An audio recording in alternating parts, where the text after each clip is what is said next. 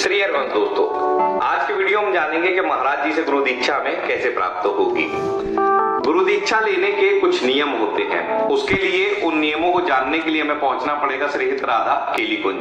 राधा केली कुंज जब आप पहुंचेंगे तो आपको सुबह के समय वहां पहुंच जाना है 9 बजे के आसपास। जैसे ही महाराज जी का सत्संग खत्म होता है उसके बाद में वहां इंक्वायरी के लिए संत महाराज बैठे होते हैं, उनके पास जाकर के आपको बोलना होगा कि हमें महाराज जी से दीक्षा लेनी है। जब आप उनसे ये सवाल करेंगे तो आपको बताया जाएगा कि दीक्षा लेने के कुछ नियम होते हैं। उन नियमों में आपको 5 वाणी जी दी जाएंगी। उन वाणी जी को आप राधा केली कुंज के बाहर से ही परचेज कर सकते हैं। 450 रुपए में आपको 5 वाणी जी मिल जाती हैं। उनकी प्रसादी वहां पे संत महाराज जो रहते हैं मौजूद, वो प्रसादी करा के आपको दे देंगे। एक कंठी माला भी आपको मिलेगी, वो कंठी माला की भी प्रसादी श्री जी से करवाई जाती है। उस कंठी माला को आपको धारण करना होता है। इसके बाद में आपको क्या करना होता, आपको प्रतिदिन 11 माला श्री राधा वल्लभ श्री हरिवंश नाम की करनी होती है, ये आपको बताया जाएगा नियम में। इसके साथ ही 84 जी के 12 पद का गायन आपको करना होगा प्रतिदिन।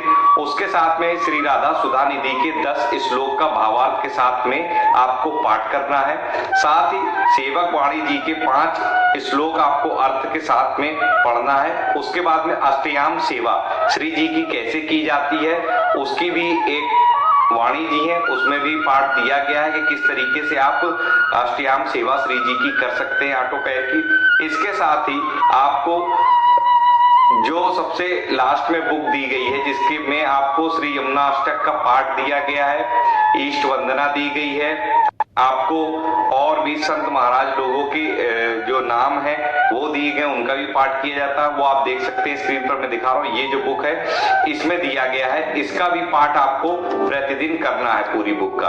तो ये नियम आपको करने, और ये नियम आपको वहां के संत महाराज जी के द्वारा बताए जाते हैं। महाराज जी वहां पर यही बताते हैं जो गुरुदेव भगवान उनको आज्ञा करते। तो ये गुरुदेव भगवान की आज्ञा है कि प्रतिदिन आपको 11 माला राधा वल्लभ श्री हरिवंश नाम की करनी होगी, और ये 5 वाणी जी का आपको पाठ प्रतिदिन करना होगा। जब तक आप इनका पाठ नहीं करते तब तक आप अपना ये नियम बांध लेंगे कि आपको बिना इन सारे नियमों का पालन किए बिना सोना नहीं है।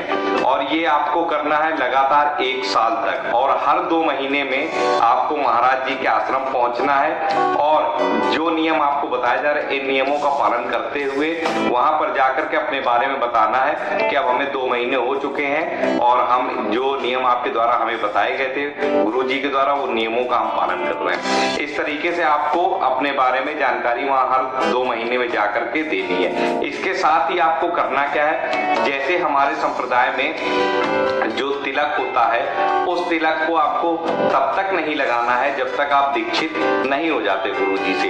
तब तक आपको क्या करना है, आपको श्याम कुंड या राधा कुंड की जो रज होती है ब्रज की, उस रज का एक तिलक आपको लगाना है, जैसे मैंने लगा रखा है। इस तरीके से आप सिर्फ तिलक लगा सकते हैं, पूरा तिलक आप नहीं बना सकते हमारे संप्रदाय का। और साथ में ही आपको कंठ पे एक तिलक लगाना है, साथ में अपने हृदय पर यहाँ पर आपको एक तिलक लगाना है। ये 3 जगह आपको तिलक लगाने होंगे जब तक आप दीक्षित नहीं हो जाते हैं। तो ये नियम बताए जाते हैं गुरु जी के द्वारा अगर आप गुरु जी से दीक्षा लेना चाहते हैं। और इसके बाद जब आप हर 2 महीने में जाकर के अपने बारे में डिटेल वहां देंगे तो हो सकता है बीच में दूसरे या तीसरे चक्कर में ही जब आप अपने बारे में जानकारी देने पहुंचेंगे, हर 2 महीने के गैप में आपको पहुंचना है, तो हो सकता है आपको महाराज जी से मुलाकात करा के आपको दीक्षा जो है करवा दी जाए। ये नियम है महाराज जी से दीक्षा लेने के। आशा करता हूँ आप समझ पाए होंगे कि हमें गुरु महाराज जी से गुरु दीक्षा कैसे प्राप्त होगी और क्या